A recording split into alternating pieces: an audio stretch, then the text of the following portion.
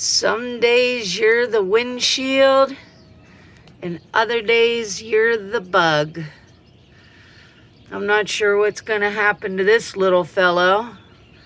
The falcon's probably going to come down and have him for a mid-morning breakfast. This varmint, who's always banging on our house, ran into the picture window. Oh my God. Oh my God, you gotta be kidding me. Chuck's gonna be so... honey? Honey, I'm sorry. Guess what happened? You want me to put a pellet in his ass?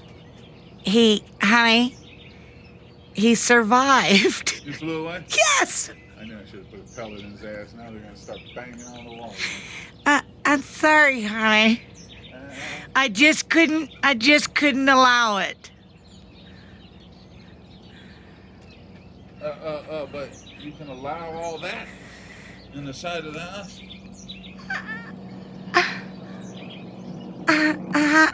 Honey, he was looking at me, honey. You never look at him, you just... Honey, if I wouldn't have seen it, honey, I wouldn't have known, honey. Did you say you want a hot chocolate, my love? Yes, love. Thank you. Thank you, honey. Thank you for not killing the woodpeckers.